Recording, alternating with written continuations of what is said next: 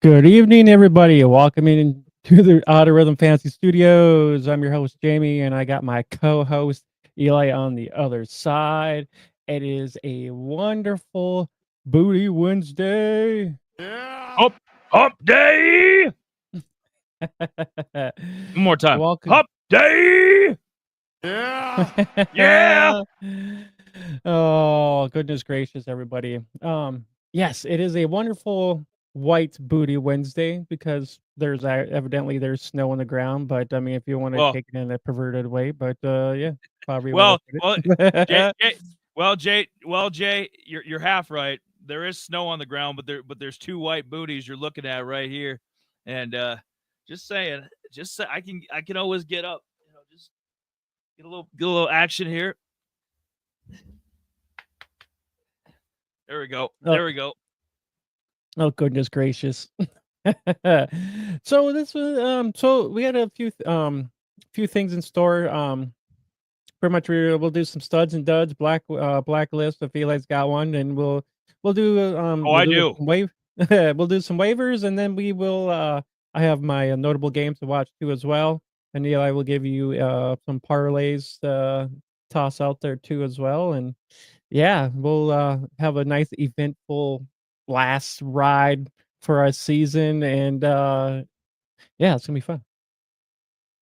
And as always, if you haven't, gone over to Spotify or YouTube and watched any of the archive stuff, go and do it. I mean, yeah, we're changing formats starting next week, and we might do little bits and pieces along the way.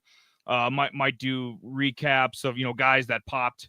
Maybe guy like John Mateer, the number one fantasy quarterback right now. I mean, who the hell would have thought the guy replacing Cam Ward would at Washington State would be the number one fantasy quarterback? But so maybe throw in some stuff like that. But a lot we'll be kind of shifting over to college spotlights, and we know you guys like some of them from last year, so we're gonna continue that. And I think we're gonna up our game a little bit. So hope you're looking forward to that.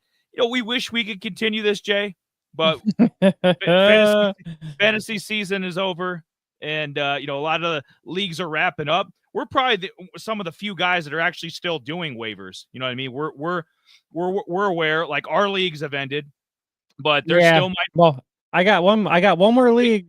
Okay, so Jay's probably in the 20 or 25% of guys that are still that are playing in championship rounds this weekend. So we want to help those guys, and that's why when I bring my waivers up in the middle of the show, I'm gonna kind of go more in the dynasty direction, a youth movement, if you will, and then I'm gonna throw in a defense just for a quick fix to try to help you win your championship. So we're gonna get to a lot of good stuff with that. As always, like I mentioned, Spotify, YouTube, all the archive stuff. Got shorts, got a bunch of goodies. X, I'm on there a little more recently, so get a little more of me, get a lot of him, and yeah, a couple other platforms we're on as well. So big things coming in December. Turkey Day, Thanksgiving is tomorrow, so maybe you guys are going out bar hopping. Yeah, like LA Knight says, maybe you guys are going out bar hopping tonight, before the big holiday. Maybe you're traveling tonight. Maybe you're just staying in and looking forward to making some pie and turkey and yams, all that good stuff tomorrow. Whatever you're doing, hope you enjoy the next probably hour and a half with us. Yeah, however long it takes us.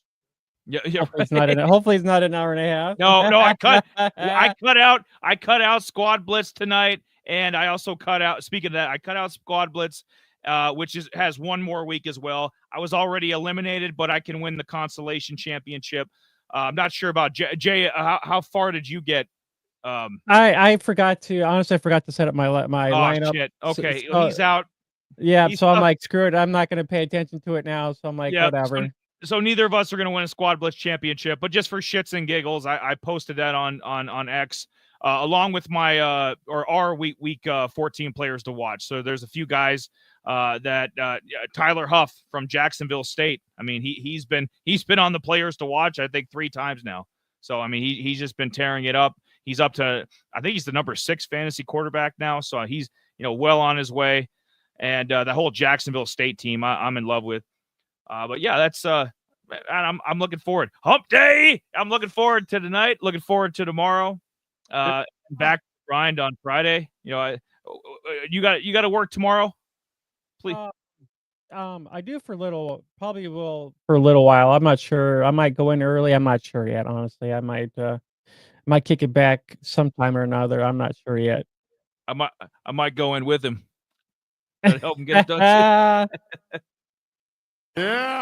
Yeah. So yeah, I honestly I'm not sure yet, honestly, when I am gonna go in or not. So I don't know, playing it by ear because I want to watch that shitty Cowboys game and Ick. yes, and drink my sorrows away. Good Lord. No, but they're actually, just a little NFL bit here to kick off the show. If the Cowboys win, they're 5-7. I know people I know people are going to say it's at this point, right? And normally I would give that 2 thumbs down because it's terrible. Like you fucked up your draft position, but they're going to beat the Giants. Giants are a fucking shit show. So Cowboys are 5-7. And at that point, you're 5-7. I keep trying hard. I know it's Cooper Rush. I get it. I get the Cowboys are a little banged up. I understand that, but you still got Micah. You still got CeeDee Lamb. You still got. I mean, they still have pieces. I mean, why the hell not? Rico Dowdle's not a terrible feature back right now. So I mean, you have stuff. Maybe smoke and mirrors. The Cowboys can at least stay in contention until the end of the year. I don't think they're going to make the playoffs, but I mean, at least give you some hope. Because at 5-7, I mean, you're not going to get a top 5 pick. They fucked that up by winning last week. So they're not getting a top 5 pick. So I would just go hard. And I'm thinking that same way with Tampa. We're 5-6. And I'm like, just go hard. No tanking. Let's go for that last playoff spot. It'd be hard for us to win our division now. I mean, you ain't winning that. Billy signed, sealed, delivered. The Eagles got that on lockdown. Well, hey, I mean, it can't be any worse than the Vikings signing Danny Dimes. So. Oh no! Oh God, I heard about that. Some I don't know. Some of their fans like it. Some people are laughing at it. I don't know. It doesn't hurt. I mean, he's an insurance policy. He's better than fucking Nick Mullins. I think he's the backup right now with JJ on IR. And the other guy they had last year, Jaren Hall. Yeah, Jaren Hall. Yeah. Danny Dimes. He's I mean, he's not as good as Sam Darnold right now, but I mean, the other two guys. So it's an insurance policy. If Darnold went down, at least Danny Dimes can, kind of right the ship for a little bit. I mean, they're not winning anything with him, but it's worth kicking the tires on. I mean, the Giants basically gave him away for free. Basically kicked him out right here. That's what they did. They kicked him out the damn door. Well. There we go. They slammed it shut. They slammed it shut on Danny Dimes. But Giants are, dude. I'm glad we don't talk as much NFL anymore because I'd spend half an hour on the goddamn Giants. Just a guy, all the shit that's coming out about both New York teams, the Jets and the Giants, just terrible. Yeah, they better can freaking Rodgers get him the hell up out of here because it's not doing the team any damn good. From what I was hearing, the owner, Woody Johnson, he wants to bench him. I think he wants to bench him and cut Rodgers. They just traded for Davante Adams. Why the hell else would Davante Adams want to come to the Jets other than to play with Raj, right? Yeah, it's dumb. It's stupid. Talk about a horse. Talk about a fucking shit show. Puddle of mud. Yes. I'd say they're. I mean, dude, I think they're in the 2 worst spots. So when we do how we tie this in with our show, when we do our college spotlights coming up, there might be a lot of Giants and Jets references because they're both going to need a lot of players. Yes. Yes. So yeah, make sure you guys stay tuned for those. For those spotlights. We're not gonna tell you when those are coming out. So maybe if you give me, make sure you follow me on Algorithm Fan for when I kind of post a little bit about who the person is and where it's gonna be at. And so make sure you're following our YouTube channel and make sure you give us a like and subscribe there too as well. So I mean that's gonna be I already have a playlist set up for our 2025 spotlight, so we're gonna try to cram out as many as we can, and I might try to get some guests on too as well to talk about some other guys too as well too. So I'm gonna try to get yeah, it's gonna be unique. It's gonna be a little fun. Try to cram out as many as we can and make it short, sweet, to the point. And I know last year we kind of did like an hour and a half, some just talking about one player, but I'm like, I think we can fine tune our spotlights quite a bit from what we We're did we're last year. we're gonna trim some of the fat is what we're gonna do. That's what they call it in the business. In the business, Well, we're gonna well, we're well, if I can get you to get to your points like super quick, we'll be awesome. I'll get to them all right, but it just I take a few detours along the way. Yeah, there's gonna Like be AWOL Nation said, blame it on the ADD. there will be Did you no just detours. right? Did you see anything? No, Jay, did you see anything from the previous week? I know there was quite a few upsets. Just going down. I'm trying to refresh her. I remember UNLV on Friday night. Caught a little bit of that game against San Jose State. Your boy Nick Nash, who probably, because you had him, I know he probably cost you a fantasy championship. This clown, yeah, he's coming up in a second. Don't you worry. Yeah, you know what? I'm gonna move it up. I was gonna talk about it a little bit, but damn it, this was the first game. This kicked off the top 25 matchups. You know what? Yeah. The hell with it. This was ridiculous. If you had this guy, and I don't blame you, universally 100% started. This guy is a Bolitnikov finalist, which is the top receiver in the country. He's one of the finalists, probably going to win it. The number one fantasy receiver, universal, no matter what platform you're on, where the hell you're at, this is the universal number one fantasy receiver.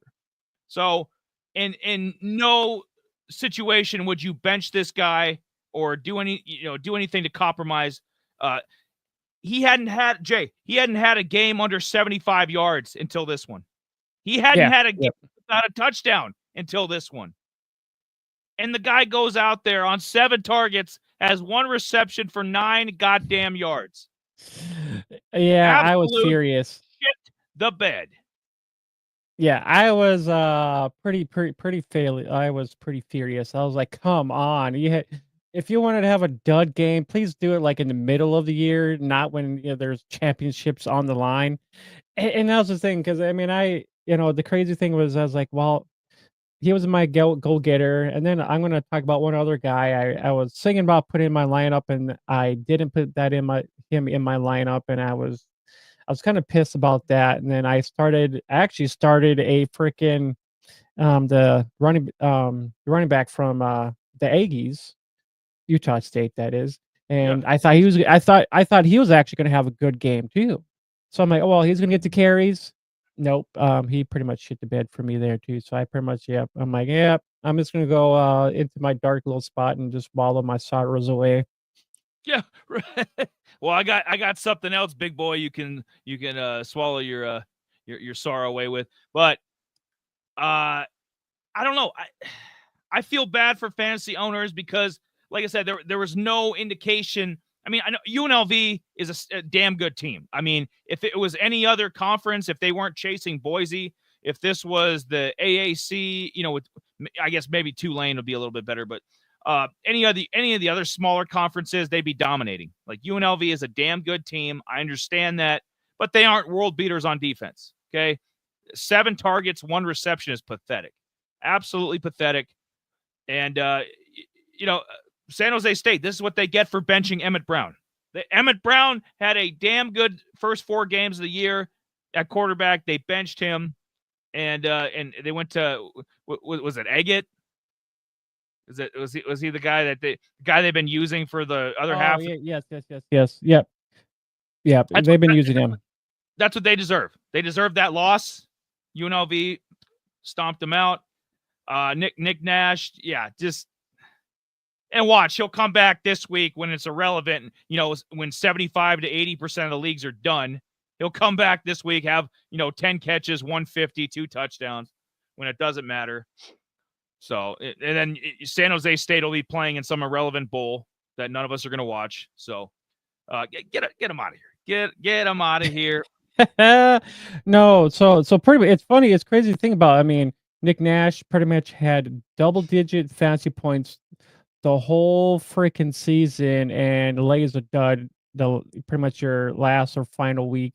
If you're in the playoffs, for week 13. If not, you got one more week. But yeah, I mean, pretty much laid just a straight up dud. I mean, going from 126 yards, 161 yards, guy was just elite guy at the top there, and then just totally just shit the bed.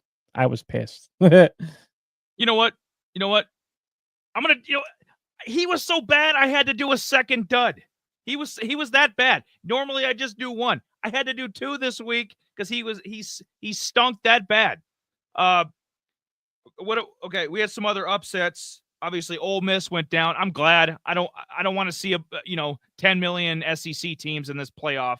I don't mind that. Ole Miss is done. Go down to Alabama. I think it's done. I mean, Jalen Milroe was just. You know what? Let's put him up there too. Let's get this. Let's go out with a bang. Let's go out with bang. Let's go out with a bang here. I usually wait tied together with the Blacklist. The Blacklist, he's getting some kind of special treatment because this might be the biggest Blacklist of them all. I might want to save that. It's going to be epic. But with Jalen Milroe, completed less than 50% of his passes, 164 yards rushing or passing, 3 interceptions. And, through the air is one thing, okay, because he's had some, passing yardage wise. He doesn't turn the ball over a bunch. So, I mean, Jalen's pretty, he's pretty careful with the ball, but yards, he's had games like this, but he'll make it up in the rushing game. He'll always get you a couple rushing touchdowns or, 50 to 80 yards rushing. He'll piece together a good fantasy week. That's usually his MO. Wrong. He had 7 yards rushing, 15 carries, 7 yards rushing. No touchdowns to speak of. He had 171 total yards. You had? This was his worst. This was his worst, Jay. This was his worst performance as a starting quarterback ever. And he's been starting games since 2022. No, he didn't start the full year that year, but you get my point. Like, he was the full-time starter last year. And, of course, this year, started a little bit in 2022. He's been starting games for a few years now. This is his worst game. Probably, maybe worst fantasy, too. I know statistically it's his worst game. And it comes in a time when, how the hell can you bench this guy? He came in as like, I think the number 5 fantasy quarterback, something like that. So, and you would never bench Jalen Milroe, like on a especially fantasy championship weekend or your semifinal. You'd have no reason to bench this guy. And like with Nick Nash, an elite guy at his position shits the bed. And Alabama's done. I'm so glad. And this helps Tulane. How we love us some Tulane on this show, and that helps Tulane. How do you say? Well, that Oklahoma loss aged pretty well because Oklahoma 6-5. I know that's not the greatest record, but they're playing in the SEC. It's a damn hard conference. That K-State loss, Tulane would probably like that one back. I mean, that's probably the one that sinked their playoff hopes. But Oklahoma, they're Jackson Arnold looked good. So, but yeah, Jalen Milroe just shit the bed. PU, I hate if he was going to have this kind of week, Jay. Why the hell wasn't it week 4? Why wasn't it week 7? Why did it have to be to end Alabama season 1 and then to basically end a lot of fantasy owner seasons? Yeah, for sure. I know I got him in a smaller league, and I mean, unfortunately, I still kind of got by. So I mean, I was pretty happy because it's kind of like a 2 quarterback league. So I was pretty happy. I kind of got by. I believe I had I had McCord who kind of went off, so that kind of helped me rebound. Yeah. I had Harvey, Caleb Johnson, so that kind of reciprocated some of that stuff there. So that kind of helped me out with his poor performance. So I barely skimmed by my matchup last week, which I was happy about. Yep, yeah, pretty much he only got me 7 points, was not happy about that. But I mean, the rest of the guys, I mean, Jalen Milroe kind of hit the bed there. Pretty much McCord had a pretty good game, 32 points. I was like, God dang, I was thinking about this too because I was thinking about playing McCord over our boy from Miami and Ward, and I was like, I should have did it, but I was thinking, well, this is going to be a good heavy game for him to actually just go off, and McCord actually had a better game than him, so I was like, what the hell? But, Well, it's when we think about Milroe here, I mean, he's still young. Who know? I mean, we don't know if he's gonna come out for the draft yet. If not, I think he should stay and actually be a little bit higher prospect for next year. I mean, I think he still's got, a lot to learn if he's gonna be wants to be a quarterback in the NFL. honestly, I think he should come back for one more year, and I think he should transfer to Oregon. I think he should replace Dylan Gabriel. I think just based on Kalen DeBoer's track record, the coach from Alabama, he was the Washington guy, and I forget the school before that, but he had what, Penix, and Yep. who's the other kid, Jake Hayner from the Saints. So those were his guys. Those were like pocket guys, man. I think, and some of what they've been doing up with Dan Lanning and the guys up in Oregon, I think a more mobile guy like Jalen, I think he could do wonders. I really do. I think they've cleaned. This was like an aberration. I think this game he just fucking just worst game of his career, no doubt. But I think it'd be a nice fit up there because they're going to need a replacement. I don't think they want to go with some, 4 or 5 star recruit that's unproven, because we saw how that's worked out for Nebraska and a couple other teams that had a highly touted freshman, and it's not too hot. Or Oregon with their NIL budget and their stature, they can't afford a 9-3, 8-4 kind of season with a young quarterback. I think they could use another transfer guy. And Jalen Milroe would be perfect because he's not going above Shador, and probably Quinn Ewers probably goes before him too. Maybe Jackson Dart. So there's a couple guys that definitely are going to go above him with the quarterback. And I think another year under his belt in college, not going to hurt anybody. I agree with you on that. Yeah, I have actually Milroe well, for right now.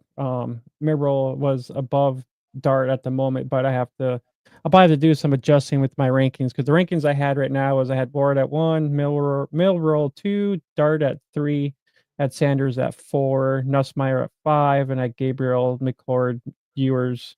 So I don't know, I might bump McCord up a little bit for when we talk about dynasty and stuff like that. I might bump him up some. I'm not sure yet, so I gotta go through some of my rankings again. Yeah, absolutely. I mean, if you think about it quick too, I mean, Milroe is actually a junior, so we have some of the seniors. We have Ward, Dart, Gabriel, Sanders, and McCord, and Beck are most our seniors. I mean, Nussmeier, he's a junior, so I mean, if he wanted to, he could, he can go back if he wanted to. Well, the money's so good. If you're not going to be one of the first, 6 quarterbacks taken, why wouldn't you just come back to school? Get another, what are the top guys making? I know there's different ranges, but on average, probably $4 million a year NIL deal. Like $4 million to stay another year in college and to live in, probably a mansion or a nice condo or something, or, go play for the fucking Jets or be a 4th round quarterback that's got to struggle to, earn playing time and always be, always kind of given the tag like Dak and Cousins, like, oh, they're a 4th round guy, they must not be talented. So I'd come back and maybe raise your stock in 2025, honestly. For some I think there might be a few. Nussmeier, Jay, I think Nussmeier should come back. He's another guy I think should do one more year at LSU. Yeah, I know there's a few. I mean, Drew LR. I don't, from Penn State. I don't think he should be. Fuck Yeah, no. and even if he does come out, I wouldn't be drafting him in dynasty No, leagues for sure. they should have lost that Minnesota game. I think they trailed two different times they trailed at they trailed in the fourth quarter two different times to that Minnesota team. And Minnesota, they're respectable, but they're not great by any means. So yes, and subscribe, helps with the YouTube algorithms, all that good jazz. Yeah, right now, like we're doing our little intro part. I've thrown in some duds in here. I will change. I'll be a little positive when I get to Auburn here. Stud running back coming up, but right now, just kind of burying a few of these guys that because it was championship weekend. It was semifinal or championship weekend for everybody, and these two guys here, Nick Nash and Jalen Milroe, they fucked things up. That's basically what they did. And there's some teams that fucked their season up. Ole Miss, I mentioned them. Indiana is going to get bailed out because of all the losses. A lot of teams getting their third loss, and they're going to beat Purdue this weekend, so they're going to be 11-1. So Indiana is going to get in, to the playoff more than likely. SMU is a team I like. I think SMU would right now, neutral site. I think SMU would beat Indiana. So if SMU is kept out and it's just if it's just Miami that gets in from the ACC, I don't know. SMU, they lost by, I think it was by 3 to BYU. So, it's not like SMU doesn't have a bad loss. They've been very impressive. I would love to see an SMU Miami game, but that'd be fantastic. Go down the list though. Penn State should have fucked their season up, but they pulled that out. A 2-loss Penn State team. I would have, hit the bricks. Give me Tennessee. Give me, a few of the other 2-loss teams over this team for sure. Colorado. Yeah. Colorado fucked their year up. I know Kansas has been on fire lately. They couldn't stop Devin Neal, I was, I was pretty much kind of, I was watching some of that. I was kind of in between, BYU and the Colorado game, and I was watching the BYU. I mean, it's another tragedy to the BYU. I mean, it's like, come on, dude, get your shit together. I mean, it's like, come on, you guys were undefeated most of the season, and all of a sudden you just want to fall apart now, and it's just like, I don't know, Jay, I don't know who's fallen further faster. Pitt, remember when Pitt was 7-0? I think Pitt's 7-4 now, or BYU, who was not 9-0, top 10 team, and now they're they'll be playing in the Holiday Bowl, because they're not jumping. They're not jumping Arizona State. Iowa State still got an outside chance, if they beat K-State and get some help. So Iowa State, they're still alive for that Big 12 bid. And they're, I don't know. I think Colorado, they messed everything up, and BYU did as well. Arizona State's in the catbird seat. And I was hearing a bunch of places that they were preseason ranked number 16 out of 16 in the Big 12. So they were they were expected to be the last place team. It's just crazy, if they end up winning this conference. And they're Levitt and our boy Scattaboo. I love this Arizona State team. They're scrappy. Yeah. So I like what I'm seeing there. What else? Just because there were so many damn games. Clemson, I guess Clemson beat the shit out of the Citadel, so I think we all saw that shit coming. But Clemson kept their playoff hopes alive. They're slim. I don't see the ACC getting 3 teams. They'd be lucky to get SMU, but Clemson kind of kept their slim hope alive. They got a big game with South Carolina coming up this weekend. Basically, it's an elimination game for sure. What else we got here? Notre Army. I'm sad about that one, man. Like our Army, they Bryson Daly, like Jay was telling me, he's way too one-dimensional. He's way too one-dimensional, and that team is way too one-dimensional. Yes, they are. It works against like the lower end AAC teams. It's not going to work against Notre Dame, and I don't think it would work against any of the playoff teams. Pete's here just in time. Talking about Notre Dame and Army. Yeah, happy Thanksgiving to you too, man. They got exposed. And I would have rather had this happen now because the Army was a great story all year, Jay. I would have rather had this happen now. At least they're not embarrassed in the playoffs. You know, at least they don't have Ohio State and beating the shit out of them, or Miami, or a team like that. You know, they kind of got exposed, and now they have no chance. And now they're going to lose. Now they're going to.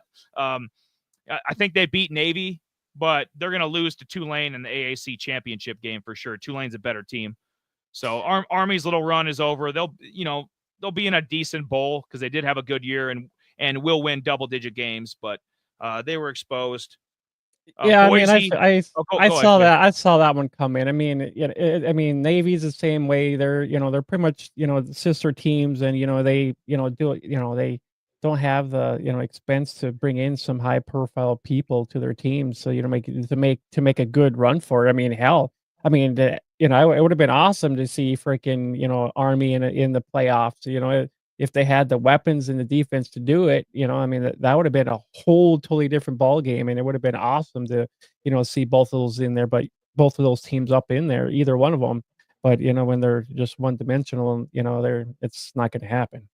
Well, and Notre Dame does what they do better. Notre Dame is one of the best rushing teams in the country. So it's like what you do, they do better. Plus, they have a better quarterback, better skill position guys, better defense. It just they had no chance. Boise barely got by Wyoming. You catch any of that? The Boise game, no. A win's a win, I guess, but I don't know. Boise, they're playing around. They're playing with their food too much, man. Tulane is sitting there lurking. I'm just saying, Tulane's got a big game. To us, at least, Memphis, they're 9-2. I mean, Memphis, in some years at 9-2 would be ranked. Like, Memphis is probably the 27th, 28th best team in the country right now. So, I mean, I think they're going to beat Memphis. They're definitely going to beat Army, which is the number, they're top 25, 20, 26, something like that team. So you beat two top 30 teams in a row. And if Boise is dicking around or somehow lost, in the Mountain West championship game or something, like, Tulane is sitting there waiting. Like, they're chomping at the bit to take that spot. Like, yeah, it's, for me, I would love for Tulane to get it to actually be in the playoffs, but if they win their conference, I mean, there is a great chance for them to, have that opportunity to be in there. But we'll have to wait and see what this weekend becomes because yeah, I'm excited. So there's a slim chance for Tulane. Long if Boise messes up, hey, I'm all down for Tulane being in the playoffs. Speaking of teams that were eliminated, though, Texas A&M, they got their third loss. So, and I don't think they're not going to beat Texas this weekend. So, if you're a Texas A&M fan, bye, Felicia. So they're not gonna backdoor their way in. Oh, we were in the SEC championship game. Well, nobody cares. Okay, you're 8-4. Just go home. You had your chances. You lost to Auburn, who is 5-6. Auburn needs one more win to get bowl eligible. So I still think they need a better coach. Maybe they call the Indiana guy. Maybe they call Dion. I don't know, but they need some help. But they got this guy, though, Jarquez Hunter, the absolute stud. 28 carries, 130 yards, 3 TDs, caught four more balls. He's very hit and miss, as they would say. He's very feast or famine. He had a couple other games. He had a game against Kentucky earlier, about a month ago. He had 278 yards and a couple touchdowns. And then he had a game earlier in the season against New Mexico, had about 150 yards and a couple touchdowns. So he's had a few games like this, but I thought I'd give him some love. And you know what? I hate Texas A&M. So this was like the perfect recipe. There's some other guys. Jeremiah Love from Notre Dame had a big week. There's a couple other guys that could have been Gold Star guys that haven't been Gold Star guys yet. But yep. Like, subscribe, do all that good stuff. Like Jay says, I don't know. Did you catch any of that Auburn Texas A&M game, or have you, like, on the? Because I know we've talked about them in waivers. Like, have or has your opinions changed about Jarquez Hunter? Have you tried to nab him up? Do you like his dynasty forecast for the future for 2025? Like, what's he looking at? I know I haven't really I know we really haven't really talked about Hunter much at all, but I mean, I'm kind of intrigued a little bit here. I mean, I'm actually going to probably talk about another guy too that was kind of like, cause I did some parlays and I did a Hunter and I did kind of a heavy parlay and some of it kind of busted, but I was kind of I was kind of mad about that. But I It mean, always does. It's always I one. know It's I always was one that fucks it up. yeah. But yeah, I kind of went for one of their wide receivers in that game. Their wide receiver one, so he kind of gave me a dud in that one. I was like, "What the fudge?" So I was not too happy about that. Coleman, But Cam Coleman, the receiver no, from Auburn, the other guy, no Lamar. I have him on a list here. Sorry. Let No, me you're grab fine. my I love no that. Hey, wear Lambert Smith. that A's hat proudly while you can. No, Aren't they gonna be? Lambert Smith is the guy who's their top receiver down there right now. Yeah, I know Coleman was hurt a couple games, but yeah, that's might be interchangeable. It might be a different, different statistics had he been fully healthy. I love me some Cam Coleman, but yeah, Auburn's they got they're still Auburn. You could still. I mean, it's been proven in the last decade you can win a national championship or compete for one there, and I'm sure their NIL budget is decent. So they just need a better coach. So I don't know who they go after, but maybe they should have just stayed with Bo Nix, and maybe Bo Nix could have led this team to somewhere. Auburn's got some money. Oregon's got all the money. They paid up. They paid up for Bo Nix. Like, hey, young man, why don't you come west? Get some of that Phil Knight money.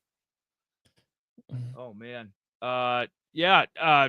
Has over 1,100 yards for the season, 8 touchdowns. So there's been so many great running back performances this year that he's kind of just gone other than his big few games. Obviously the big game against Kentucky, kind of gone under the radar because there's so many guys with 1,000 yards, so many guys with double-digit touchdowns. DJ Giddens from Kansas State, he's another guy that's had a really good year, but it's gone under the radar because there's too many Ashtons out there. There's too many Scatterbows. I was just which is crazy is Scadaboo is still available and no one actually picked him up. What? Yeah, so I was just looking here because I was just looking at overall because I was I wanted I was like I'm blown away because I was going to kind of see where so Hunter is I think he's like the top 29th fantasy. Yeah, I think he's a top 30 fantasy back. Yeah, he should be. Yeah, pretty damn close. So yeah, I was kind of curious a little bit. Man, yeah, there's a lot of guys out there that has it because I was looking back too. There was another guy that was not taken either. Devin Neal, Bashiel Tutin from Virginia. He wasn't taken. Yeah, yep. I actually picked him up for a little bit, but he was injured, so I actually dropped him. So I was like, all right, well, yeah, I remember that. Yeah, he was running pretty good. He was running pretty damn good too. So I'm like, all right, well. Oh hell yeah, he was. He was a top 15 fantasy back at one time. I don't know. I don't know where some of these fantasy owners' heads. I don't know where they're at. Up their ass, out in left field. Down in somebody's crotch. I don't know where these guys' heads are at. Well, I was up my ass trusting freaking Nash, and that didn't do me too well. Nope. Boom. So Jay, we banged out the gold star for week 13. Banged out. We had to have 2 duds this week because both were just awful, like just epically awful. I would say Jalen Milroe's game was worse than Kyle McCord's 5 interception game. Because he didn't give you a goddamn, like Milroe gave you nothing. And Nick Nash gave you nothing. At least McCord got you some passing yards. I don't know, trying to find a silver lining. He had a touchdown too. I think McCord actually had like and 450 some odd passing yards, which is crazy. Yeah. So this game, it's irredeemable. Both of these guys just epically. I mean, this took the cake as duds. But this other guy here, and you were a big fan of his, Jay. You were a big fan of his coming into the year. I remember. He's not even a top 100 fantasy back. I'm waiting for the sound effect to go away. He's not even a top 20 ACC fantasy running back. What the hell happened to Jadyn Ott, man? I stayed away from him. I was being nice because I heard earlier in the year he was banged up a little bit. So I'm like, I'm trying to be nice because Jadyn Ott was an absolute stud last year, the number 18 fantasy running back. Just universal. He was number 7 on the draft, but we love us some draft buzz. He was the number 7 running back on the board coming into for the 2025 draft, coming into 2024. So there was a lot to look forward to with Jadyn Ott. Cal going over to the ACC, just seeing what they could do in the new conference. And let's just go over last year, because last year is what got him his name and the hype. Had over 1,300 yards rushing, 12 rushing touchdowns, got a few more receiving. So he got 14 total touchdowns, about 1,500 all-purpose yards. So a very good season. Very, very good season in the Pac-12. And he was the 10th running back drafted for 2024. The average draft position for him was the 10th running back. So he's performed nothing like that. Absolutely nothing like that. 2024. Let me read you these stats, Jay. Okay. 264 rushing yards. He's averaging less than 3 yards a carry. Yeah. He's probably going to pull out his card somewhere. Here we go. Yeah. Yep. I don't know how much that autograph's going to be worth there. He got I don't know.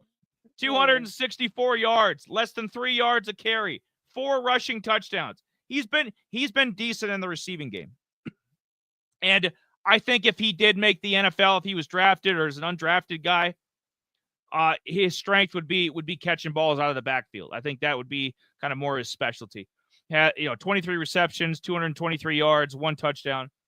And then the last 5 games, because a lot of times I blacklist somebody based off of their last 3 to 5 games. And sometimes it backfires. But then again, Carson Beck was playing who UMass? He was playing an FCS team. I'm supposed to be impressed. Oh, Carson's throwing up 3-4 touchdowns. I don't give a damn. He looked like shit earlier, and I called him out for it. Jadyn Ott, a little nicer, but he might be the biggest blacklist of all, because Ollie Gordon, since I blacklisted him, has actually played pretty decent. Jalen, maybe I should blacklist everybody and their production will go up. Jalen Daniels, blacklisted him. Kansas has played a hell of a lot better. DJU was a lost cause, but Jadyn Ott, last 5 games, pathetic. 131 rushing yards, only 2 touchdowns, a fumble. Now his receiving yards have been better, 183 and a touchdown. So he's pretty much done all his receiving productivity in the last 5 games. I don't know. You're a bigger Jadyn Ott guy than me. What the hell happened? It's probably the team, more than likely. I mean, I haven't had enough. I was actually gonna try to watch a little bit more because I was into Jadyn, because he was rocking it. So I'm like, all right, well, this guy should be a super talent, and he fell off a cliff. That's what happened. And I was actually trying to see where he was actually ranked here, and all in all, because I was like, what the hell? If Tony Walker from Wisconsin is doing better than him, that's saying something. Way Tony better. Walker. He had a few games. The last couple of games here have been kind of duds, but the last couple of weeks have been duds. So I had more high hopes for this guy, and I'm honestly, I don't know what happened. I wanted to be nice because he's one of your guys. He was one of your probably handful of running backs coming into the year. You're like, yeah, I like, and Draft Buzz liked him. A lot of the NFL liked him. He's probably looking at being an undrafted free agent now. Like, his stock is just plummeted. And, I'm going to maybe now he comes out in the last game of the year. Maybe they put up a tough matchup against, I think they're playing SMU. So maybe he comes out. Oh, Eli blacklisted me. I better get on it.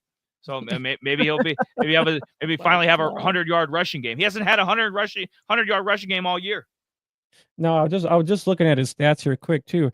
Or the other thing too that could happen is knowing that he's a senior. They're like, well, we'll just kind of push you down. You'll get a little bit of carries here and there, and we're gonna get our freshmen or sophomores up in there, give them more reps for the following next year. That could be the other thing that happened, because I don't think he was actually. I don't know if he was injured throughout the season or not, because I didn't really look into him all too much. He was banged up earlier, and I would get your point if he averaged like 4.8 yards a carry, 5.2, just like a decent number. 2.9 is for college. That is absolutely pathetic. That is absolutely atrocious. And I know Cal doesn't have the best, probably offensive line and skill position guys, but still, like, I expected way more from Jadyn. He's let fantasy owners down left and right.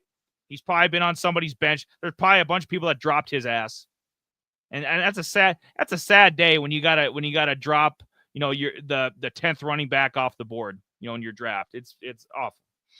Yeah, I had high hopes for him because I was hoping he'd be at least in the top 10 for fantasy running backs at least. I had high hopes for him, so that's why he was one guy, because I finished my season last year with Auden on my team, so I'm like, okay, well, he's one guy I'm gonna recognize, and yeah, he better recognize, fool. It kind of fell off the cliff there, so kind of a sad ordeal, but I guess it is what it is when it comes to fantasy football, and this is the repercussions of wanting guys on your team who don't perform. Yeah, and this concludes the blacklist. It was an offhanded comment from Jamie, that created this whole segment. I mean, this was a nice little run. Maybe I'll bring it back for 2025. I don't know, but yeah, I think we had a good final blacklist. DJU is blacklisted for life. He won't be playing in the NFL. He won't be playing. Hopefully he doesn't come back from the dead like Cam Rising and gets like an 8th year of eligibility or some shit. Oh, DJU is the starting quarterback at Kennesaw State or something. Sweet Jesus. Yeah, I would say sweet Jesus. I don't want any more of that man. I don't want to ever watch him play quarterback again. And yeah, Jadyn just killed his draft stock. Some of the other guys, Jalen Daniels from Kansas played a lot better. Carson Beck too. So a lot of characters along the way. But I mean, it's been a fun segment. Yes, another fun segment is our waiver. That's kind of what we're known for, right? Is our waivers, right? Like you're a chef in the kitchen. You got your special, you got your entree, you got your special meal, right? Everybody, our waiver milkshake brings all the boys to the yard, right? Congrats! Well, here's your Oakleys. Yeah, yep. I need. You know what? It's time. It's time. Dropping the elbow like Randy Savage. Week 14, waiver pickups. This will be the last one of the year. This will be the last waiver pickup of the year. I know I'm crying too. I'm sad too. You can't see behind his shades, but Jamie's also sad. He's also sad about the A's. He's also sad about. Yeah, there's a tear rolling down. He's also sad about the A's. That they're going to be playing Sacramento the next couple of years. Just a shit show. I can't wait till they get to Vegas and get a nice stadium and hopefully rebrand everything. But for sure. Got to keep the colors though, and hopefully they keep that same A's. They have a badass hat. Yeah, I think they are. From what I've seen, I think they're keeping the colors. I think they're just going to be an A or something, or one of those things. This is going to be athletics or something. One of those things. So yeah, the logo's staying for sure. Yes. You know what else is staying? Antonio Williams, because I had him at number 1 last week. He stayed put, Jay. He stayed put at number 1, and damn it, he's there again. Let me get out the handy dandy notes here. Yes, the last 4. So basically, the last 4 games, 42 targets, 29 receptions, almost 300 yards receiving, and 5 touchdowns. So, he's averaging about 75, 74, 75 yards a game, averaging touchdown and a half, touchdown and a half, about 10 to 11 targets a game. So yeah, he's been their feature guy. He's been Clemson's feature guy. And what I love the most here, and you're going to notice with all four or my first four guys, it's a youth movement. He's only a sophomore. So if you're doing dynasty, he's available in, he's only rostered in 72% of leagues, started in 56. So he's still, you can still get him in quite a few leagues. I looked at everybody else on the waivers, Jay, especially on Fantrax, and all I saw were seniors and a few juniors. It is hard to get a guy this good, he's the number 17 fantasy receiver, to get a guy this good and this productive at this late of at this stage of the season in dynasty.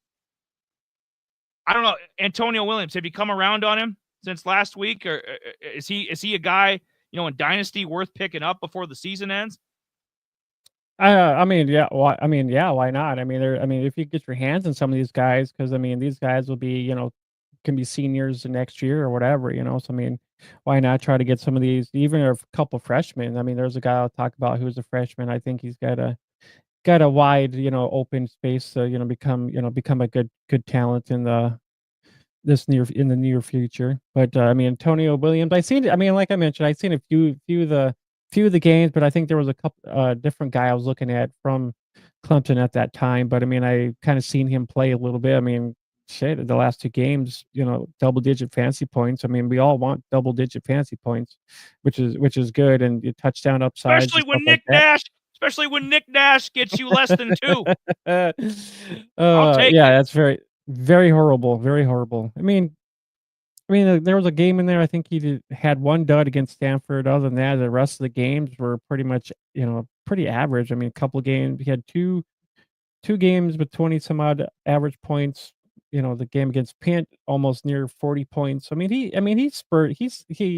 he hit the right time where maybe some of us wanted to kind of hit him, because there was a couple of games where he didn't really have a touchdown, then have a touchdown, then a couple of games where he had double-digit touchdowns. So I mean, I think it all can come down to defense too as well.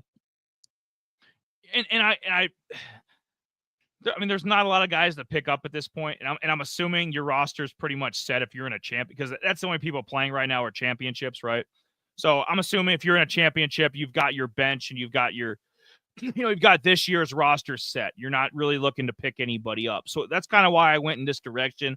I'll see what kind of Jay's thoughts on his waivers, and let's see what kind of direction he goes. But I thought with mine, I'm leaning more towards the dynasty, picking this guy up now off the scrap heap.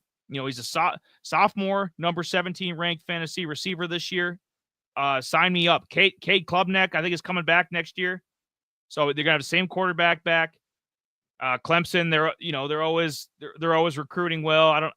I know their coach doesn't really care for the NIL stuff and the transfer stuff, but the Clemson's always going to have a competitive top 25 team and have decent players. So I think you build around a guy like Antonio Williams for next year. Number 2, Jay, Jeremiah Love, another young guy, sophomore, so he'll be back next year. So we're looking into him for dynasty as well. Rostered in 77% of leagues, started in 58. 3 of the last 4 games, I'll read this off to you. 3 of the last 4 games, 100 yards rushing, and he's got 7 touchdowns in that same span. So in the last 4 games, basically he's averaging 100 yards and close to 2 touchdowns. So, he's just been and Notre Dame's been, they've been playing out of their mind too.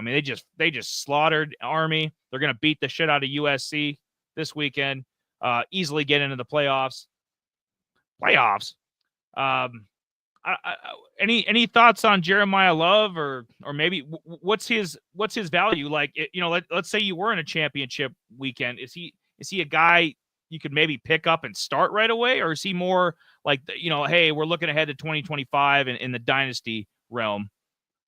I think, if you really need somebody that, these, kind of a spot start kind of thing, I guess it's kind of, for me at the point is if you really need somebody and you think he's going to give you the, advantage, over maybe a running back that you have on your roster already, that you're like, all right, well, this could be a matchup where he, gets a couple touchdowns, and they're playing the Trojans, so I mean, what did I mean, I'm sure the Trojans give up a little bit in against the rush a little bit. So I mean, the Trojans are not that great, so I mean, there's a very possible chance he could actually have 130 some odd yards and a touchdown or two against them, especially if they're once they get down to the goal line. I mean, I'm sure they're running it in with him, so I mean, he's pretty much their goal line back, so it's, and then from the looks of it, he's had a touchdown every game of the year, every he had a touchdown every week.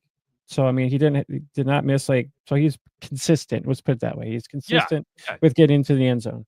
Wish I could say the same for Jalen Milroe and Nick Nash, who cost guys championships. There's a thing to say. Yeah, there's a thing to be said about consistency. So, like Jay was saying, if you maybe you just pick him up and then you take maybe as it gets closer to Saturday, you're like, maybe Friday you're a little tempted to throw him in there. Like, hey, I kind of like this. I like him over I don't know, random running back that has a bad matchup, one of the Penn State backs. I don't know. Just throw him in and maybe you get a championship or a consolation championship too. We know consolation brackets are going on too. I know I'm trying in a couple. Jay does. So number 3, I put Colton Joseph. He's a freshman. A freshman quarterback, and it's not Raiola. It's not Nico. I mean, this guy here, 5 rushing touchdowns. What? This guy's got 5 rushing touchdowns the last 2 games.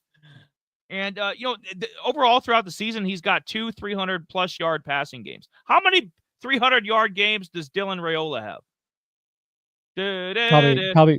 Probably 0. 0.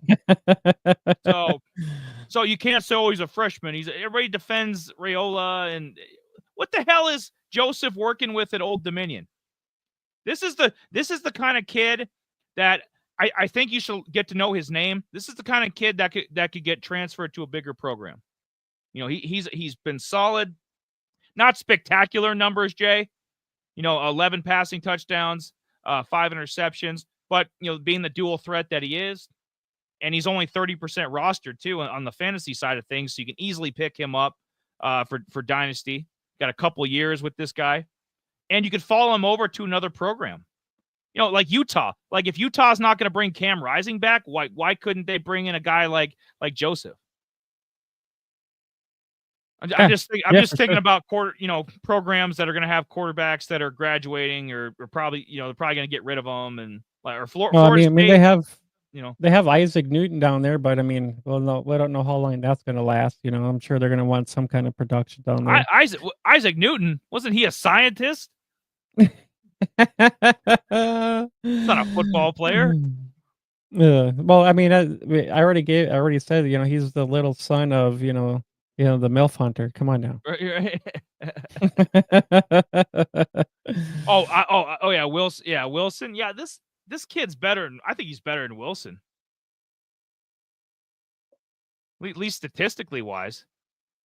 Yeah, I mean, for him being a freshman, he's kind of down here a little ways. I mean, or heck, so he's 13th overall with in the freshmen, the people that are playing right now. For him, kind of getting kind of actually getting started. I mean, I'm still kind of a little skeptical about him. I mean, maybe he progresses a little bit more, in the off season. Actually gets well, with Cam Rising probably more likely coming back again. That's going to crash the hopes with him actually developing and actually going forward. So that's going to hurt his stock, I think. They're never going to get rid of Cam, are they? Or maybe there's a I don't know, maybe there's a like a Tulsa. Maybe there's like a step above Old Dominion, but a step below the Power 5 teams. Maybe he goes to a higher G5. I don't know. But this is the kind of guy that would be like the stereotypical, like the transfer guy. Like there's a program that's a little bit further along that's got a little more NIL money that could come in and snag him up. I just think he's a guy you should get to know, because you might see him in a bigger platform in a couple years. And in Dynasty, it doesn't hurt. If you got a spot in your deep on your bench for a young guy like this, I'd definitely move on that. Number 4, Jay, another freshman. But this guy's been way more productive. Ahmad Hardy. How many times have I talked about him on this show? I think you mentioned him a couple times now already. I have. Only 53% rostered. What else we got on him? Yeah, he's got 2 games this year with 200+ rushing yards, 5 touchdowns the last 3 games. So, Ahmad Hardy, he's been playing good. I don't know where his exact rankings are, where his exact ranking is for fantasy running back overall for the year.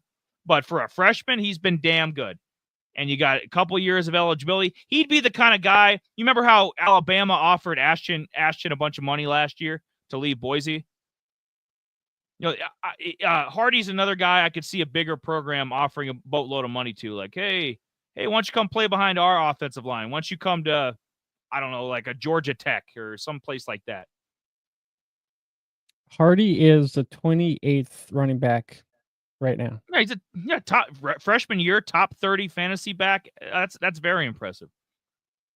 Yeah, it is. I mean, he's probably another guy you probably want to take a look at. I mean, just like Malachi from Tulane. I mean, he was a freshman that actually stood out last year, and he continued his role. I mean, it's got better.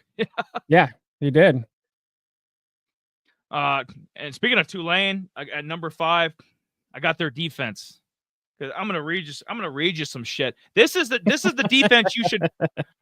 I'm telling you, if they're available in your league, they're 75% rostered in Fantrax, but whatever platform you're on, if you're going for a consolation title, if you're going for the Big Daddy, if you're going for the regular seat or the postseason championship, their defense has given up 9 points in the last 3 games. They've had 11 sacks, 1 defensive touchdown. Just lights out. And Memphis has got Memphis got Mario Anderson. They've got a few weapons. Memphis will be a little harder to shut down. But this Tulane defense has just been fucking gangbusters the last few weeks. And I don't think you get any better. I mean, they're scary, man. I mean, Mekhi Hughes, you can't stop him. Like I don't know if he's as good as Ashton Genty, but he's not. He's probably only a half step below him. I mean, Mekhi Hughes is an absolute stud.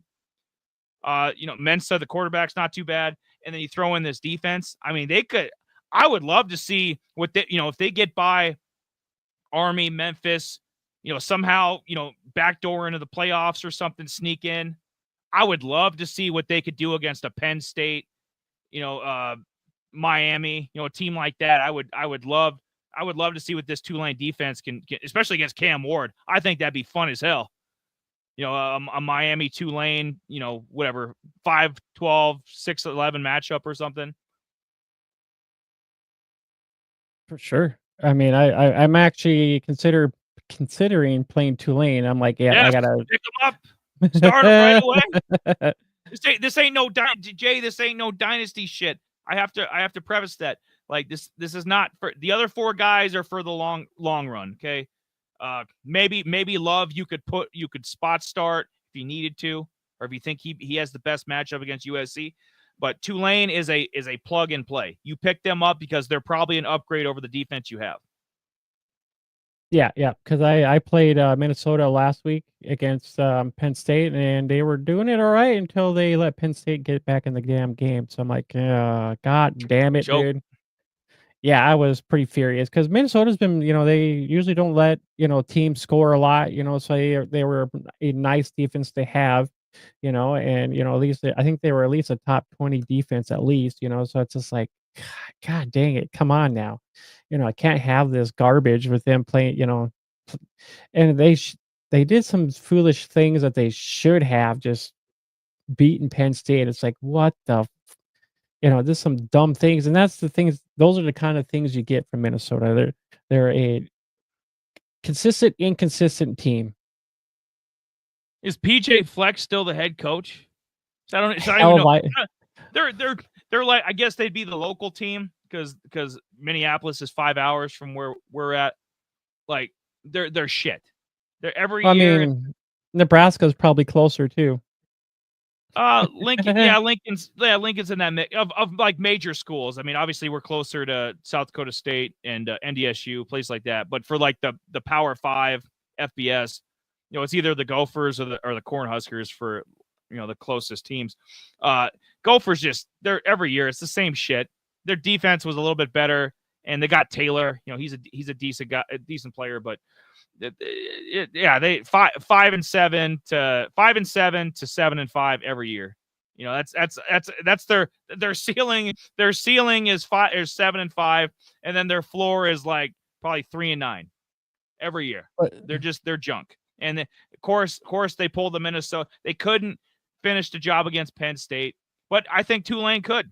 So if you have Minnesota's defense, like Jay was saying, swap them out with Tulane. Yeah, because I know they were supposed to. I know they have the son of somebody. I can't remember his name offhand. Christian Driver is the son of Packers. Wait, is that Donald Driver's kid? Yes, it is. And remember the old you remember the old Packer receiver? Yippers, and that's why I brought him up. Yeah, so he's only had Where's 7 Donovan? receptions. We're talking Right? Packers, Donovan. Where are you at? So 7 for 49 and 1 touchdown. That's it. So I mean, if you think about, Darius Taylor, Daniel Jackson was one guy kind of brought up. 800 to 3. If you think about, look at this. 3 touchdowns, 4 touchdowns, 2 touchdowns, 3 touchdowns, and this is the receiving core of Minnesota. There's really not a lot going on here. Darius Taylor is pretty much the only guy right now. He's got 9 touchdowns rushing on the ground. It's Brosmeyer. They never have the quarterback, Jay. Because they never have the quarterback. 15 touchdowns. That's it. And it's like they never have the quarterback. They just yeah. I don't mean to get off on a Gopher tangent here. We're supposed to be talking defense. I don't care. It's our show. Or talk whatever the hell we want to talk about. Whatever the hell we want. I just thought I'd bring it up a little bit. Yeah, no, that's fine. But like a kid like Joseph, like why? I know it's Old Dominion, one season. You're not as sold as I am, but like why shouldn't the Gophers give a kid like that a call? Like, hey, man, we'll slip you a little NIL money once you come compete for our starting job up here. Step up to the big boys. Come to a Power 5 school. They need that. Honestly, if you want the Gophers to be competitive, because like I said, they got Taylor. The defense it's respectable. It's not great. They fucked up a few times. They got to get a quarterback, and it's like that every year. They're always shit at quarterback. Yeah, I think a lot of it comes down to Minnesota just being more maybe a ground and pound. They don't really want to be fast paced. Just kind of your average team that's just kind of there. They're not, they don't really, pretty much. There's nothing classy or, flashy about them. It's just like, all right. They have some great unis. Don't get me wrong about that. But other than that, there's nothing exciting going on besides maybe 1 or 2 players from that team, honestly. Oh, I agree. What do you got on your side of the waivers? Well, what do you got for me? What do you got for me, big boy? What I got for you? Well, just give me just a second, man. I'll tell you what I got. It's kind of, I have a couple things here, but yeah. So I didn't really give you the full rundown. Usually I give you 9 players. Most of the way I see it, most of us are kind of well set. And I just kind of look at it as more, some guys with kind of some upside that maybe with smaller teams, that might boost your points more, and that's why I kind of looked at it. I know we kind of mentioned Joseph Reddy, playing Arkansas State. They pretty much give up 209 rush yards on the ground, 247 against the pass. So they give up quite a bit, which is more likely. Joseph has been on the rush side a little bit. You can see his stats up there. So there's a good opportunity for him to throw down maybe 30 points against Arkansas State here. So he's got a little bit of that dual threat a little bit. We kind of hoped the guy from Liberty was kind of doing that, but 28 points per game the last 2 weeks, 74 fantasy points there. He's got the rush upside, so 5 rushing touchdowns, one passing touchdown in the last 2 weeks. Only 31% rostered, but Eli kind of mentioned him already. So it's probably not a bad idea if you really need, if you don't have some of the guys that are putting up 30 some odd fantasy points, Joseph probably could be a fantasy winner for you if you really need that. So that's my thoughts on that. And then we got Cam Coleman, Auburn. Um, the last couple weeks, he's actually kind of been kind of turning it up here. I mean, the last 2 weeks, 67 fantasy points, 7 receptions, 128 yards, 2 touchdowns at home versus Texas A&M. So that was a pretty large game there. I was like, because I actually had um, Lambert Smith in one of my parlays who didn't pan out too well because I thought maybe because he was the first read that he was going to be the guy, but that didn't happen. And Coleman was the guy who laid down 2 touchdowns, so he's just been kind of coming on. So I think he could be a sneaky play. They play Bama, but they give up about 180 yards against the pass. So, I mean, there's a good slim chance that maybe he actually, if they actually shut down Lambert Smith, that Coleman could be the guy to actually slam down some touchdowns up in there for you. So those are a couple of my guys right now at the moment. And then we have Joseph Williams, who I brought up here a week ago, I think last week too as well. So he's kind of been on my radar a little bit. I mean, Tulsa, they've been kind of, I had their other wide receiver one, and for some odd reason, Williams here has been turning it on here in the last couple weeks. Last 3 weeks, 5 touchdowns, 29 targets, 17 receptions, 396 yards, and he's had 300-yard games already. So I mean, he's kind of been turning it up here.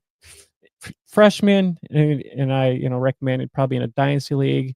I mentioned last week I was going to put him in one of my championship lineups. Didn't do it. He had like 27 some odd points, and I'm like, oh my god! But it's just one of those things that kind of sucks, but it kind of is what it is. But you kind of playing like it's kind of like playing with fire. It's like, do I take a guy out of my lineup, or do I keep this guy in the lineup? So it's like God. So it's one of those things. All right, put him in your lineup. Like gives you that gut feeling. Like, all right, let's do it. But only 15% roster, 11% started. They have Florida Atlantic, who actually give up 228 yards. So they give up 228 yards in the past game. So there's a good opportunity here for Williams to more likely grab or snag a touchdown up in there. So, and I think he is a great dynasty add too as well. I mentioned that last week too as well. So I mean, him being a freshman, kind of not being really noticeable here the last, earlier in the season, and kind of turned it up here the last couple weeks here. He actually been turning it on. So I think he is a guy to kind of take a look at.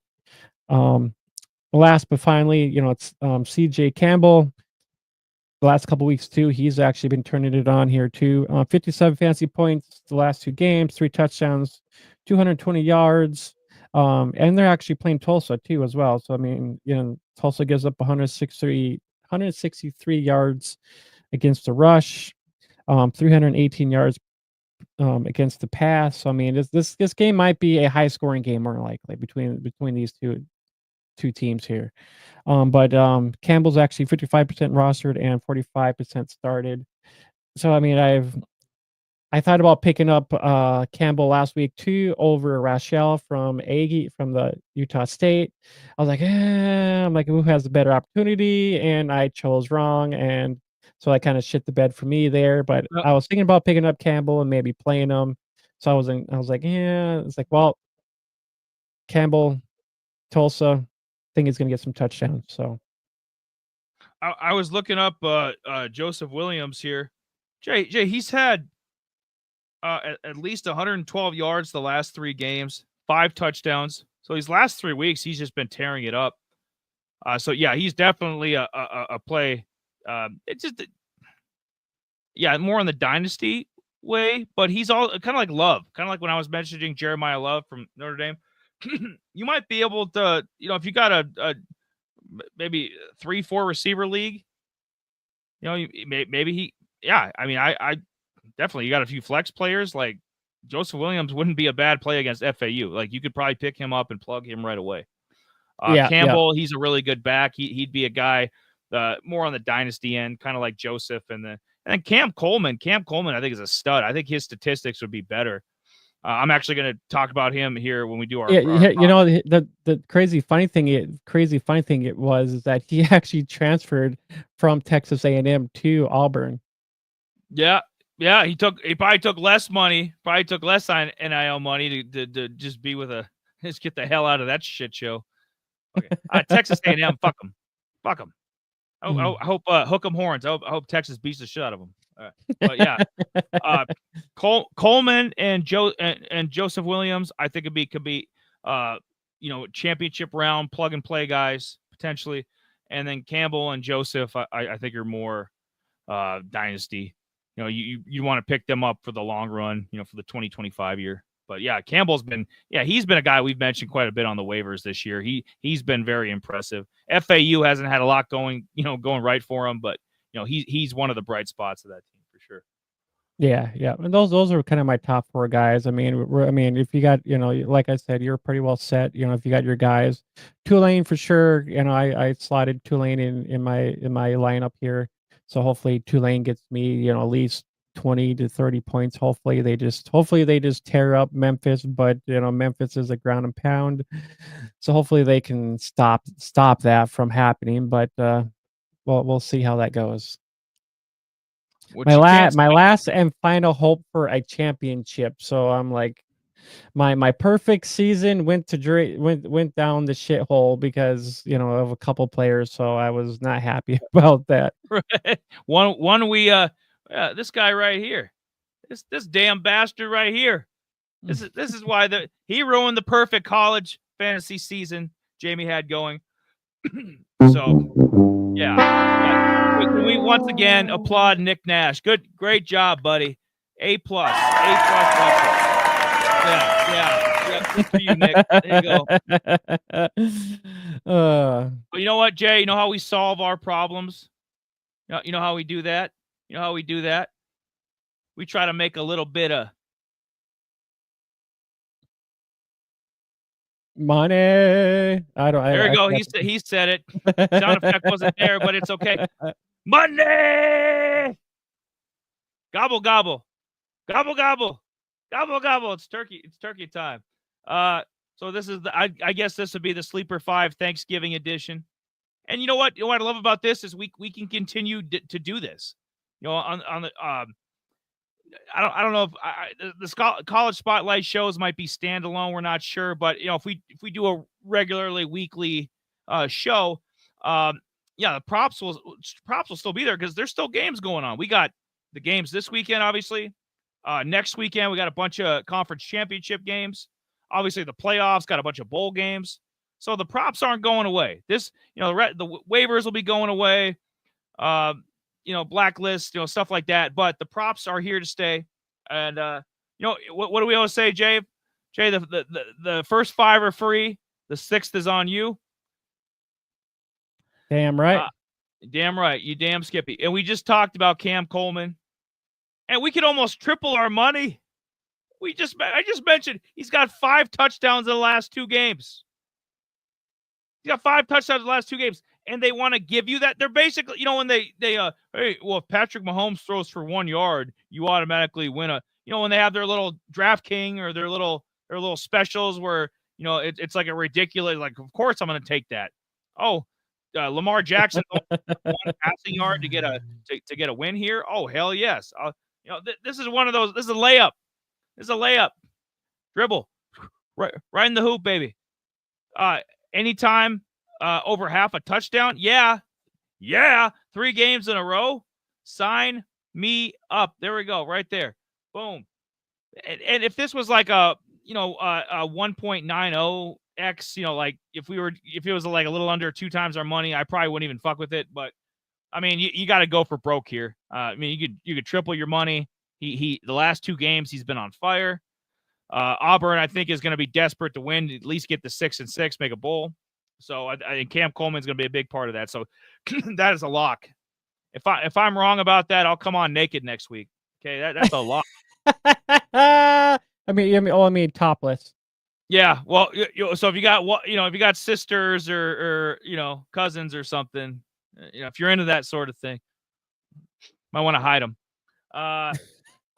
You're a freak. Colston Loveland from Michigan. Colston Loveland. We could over triple our money, even more than Cam Coleman. We can over triple our money, Jay. Colston had a touchdown last week against Northwestern, and he's probably the least of the 5 here, but we're taking a little bit of a gamble, but it's so much money. You can almost triple your money. He's their number 1 target, which isn't saying much because Michigan has no quarterback, but if they were going to throw a touchdown to somebody, it would be Colston Loveland. So put him at number 2. I got him scoring at least 1 touchdown. Travis Hunter, we can almost 2.5 times our money with that. 1.5 anytime touchdowns. I think that could be a pick 6 too, right? Like if he's playing corner and he gets a pick 6 and he gets a receiving touchdown, does that make 2? Maybe. So who knows? Possibly, but like receiving wise though, Jay, 2 touchdowns in 2 of the last 4 games. So he's batting 50-50. So you're taking a 50-50 chance here. And he's got 6 touchdowns total in that same time frame. So he's been putting his feet in the end zone. He's going to do it at least once.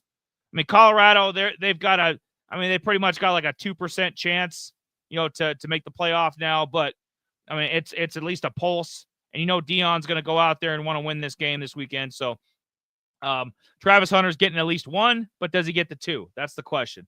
I say he does. My less for the week, Jay, is my 4th guy here, Damian Martinez from Miami. Why you say, Eli? This is another lock. I might show up double naked next week if this Martinez prop doesn't happen. He doesn't have any Jay, he doesn't have any receiving touchdowns all year. He's got 0 receiving touchdowns all year. He hasn't scored a rushing touchdown in the last 3 games. So he has had no touchdowns basically in a month. And we can over double our money. Hell yeah, sign me up. Martinez ain't scoring no touchdown. If it's gonna be, it's gonna be Arroyo the tight end, or it's gonna be Restrepo the receiver that's gonna be scoring the touchdowns. It ain't gonna be Martinez. So I'm going with the under on that. That's another one of those locks like Coleman. And then the last one, Brennan Presley from Oklahoma State. He's had a touchdown in 3 of the last 5 games. And I like the matchup against Colorado. I think there's going to be a bunch of points there. Oklahoma State, and they obviously they've struggled this year. We all know that, but I think they're going to come out and play hard. I think they'll be slinging it around. Who knows? That bum Ollie Gordon, he might have a decent game. Maybe he goes for over 1. Maybe Ollie's the prop, Jay. Maybe he goes for over 1. I think he's only 152 yards away from 1,000 yards. So maybe Ollie gets over the century mark here, but or whatever the hell 1,000 years is. But we can over double our money if Presley has 1 touchdown. I like it. I mean, it's 66% of the games the last 5 he's had a touchdown. So is there any corrections here you would make to my 5, or is there any you agree with? I mean, Coleman is fine with me. I mean, he's actually. I mean, I was thinking about probably playing him, in a prop this week too as well. Yeah, I mean, I'm sure that Oklahoma State game is going to be pretty high scoring. I mean, the guys from freaking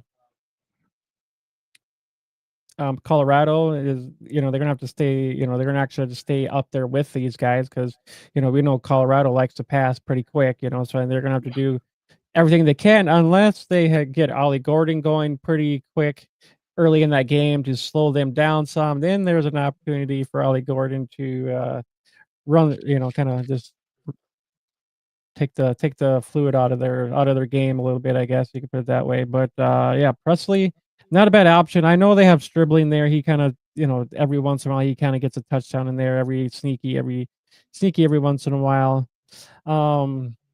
I mean, I don't mind some of that. I mean, Martinez probably, yeah, if he hasn't done anything the last, couple weeks, well, actually 3 or 4, I mean, hell yeah. I mean, yeah, that's the total lock for sure.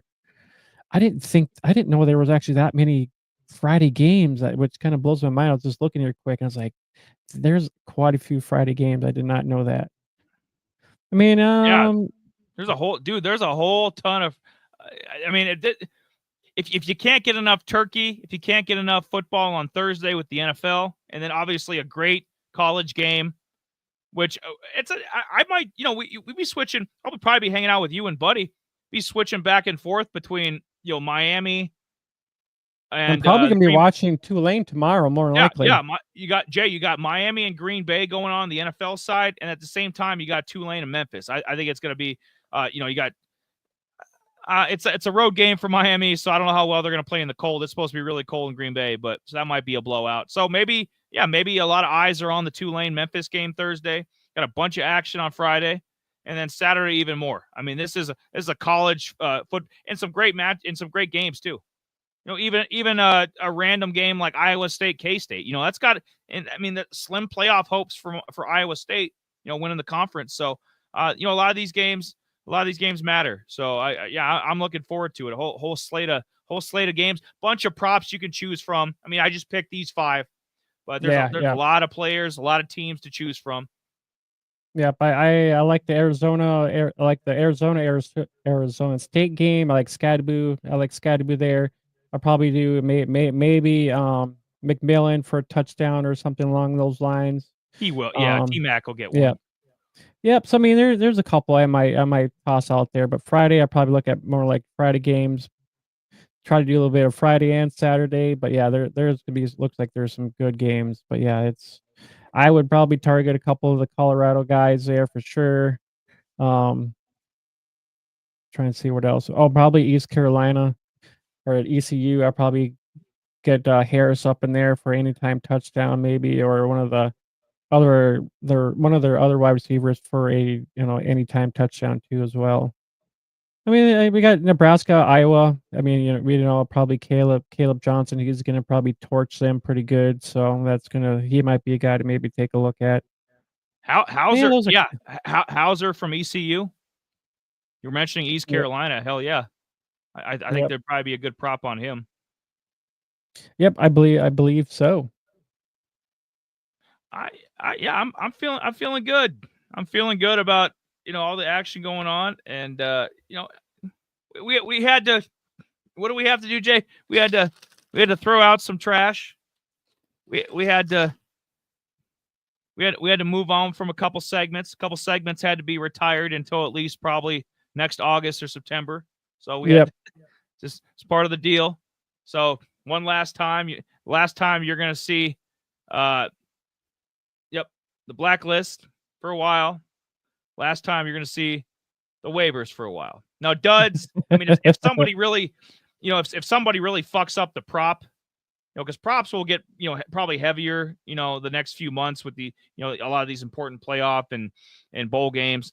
If somebody really shits the bed, we're probably still going to do, duds or gold stars, if guys really shine in a playoff game or a bowl game or something. So, though I don't think those will be going away, but definitely the Blacklist and definitely Waivers. Yep, for sure. So next week there probably won't be a show for next week for sure because I'm gonna be going out of town, so I want to get everything prepped and ready for that. And so, but you can look on the bright side. Somewhere in there probably will be a couple of college spotlights put out there. Oh yes, so, no show, Jay, but we'll drop a. We don't know, might keep it a mystery, but we're gonna drop a couple spotlights. It'll be the debut, the 2024 debut. Yeah. Yeah. I mean, not 2024, 2025 spotlights. Oh yes, the 2025 NFL draft debut. You're right. I was thinking of the year. Yeah. Yes. But got 2 of them. But before we go, we always got to do our favorite notable games of the week. Yes. Oh, he brought it. Oh yes. There we go. Ooh. Yes. The got to put this in here because I mean there's a lot of playoff implications for a lot of these games, and a lot of them. Miami, Syracuse, we got Colorado, OK State, we got Tulane, Memphis, just mentioned Arizona and Arizona State, so there's quite a few playoff implications for for some of these teams here, and Miami and Syracuse. Well, Miami is one of them. They can actually totally flub this game and be out, and Syracuse actually just gets a win. And then we got Colorado against OK State. So I mean, if OK State whoops up on Colorado, they're done. And we got Tulane and Memphis. Hopefully Tulane beats up Memphis. And then it was kind of hard for me to try to get a few more of these in here, but I wanted to put more in here, unfortunately. But we got Arizona State and Arizona. So if Arizona wins, they are in. The Colorado has to lose for them. So there is going to be another tie. So I mean, Colorado, and it comes down to Iowa State too. So Arizona State, Colorado, Iowa State are all freaking tied for 9-2 right now. 9-2. Well, yeah, no, Colorado's 8-3, but they probably will be 9-3. I'm talking about conference wise. Oh, yeah, yep. 2 losses in the conference. Miami, yeah, it's true. Miami, if they lose, they're done. I think Clemson's going to beat South Carolina. I think SMU is going to win as well. I'm not sure about how that would affect the ACC championship game. Maybe it is Clemson and SMU instead of Miami. If Miami can't make the conference championship game, if they fuck up here, they don't deserve to be in the playoffs either. And that would totally negate Cam Ward's great season. Might cost him the Heisman too. So Miami needs to handle business against Syracuse. Oklahoma State could play a big spoiler. I mean, they could kind of put the nail in Colorado's coffin. Tulane, I think Tulane. Memphis is a good team, but Tulane's just on a different level right now. And Arizona, same thing with Arizona State. Like Arizona's having a down year. Arizona State's on fire.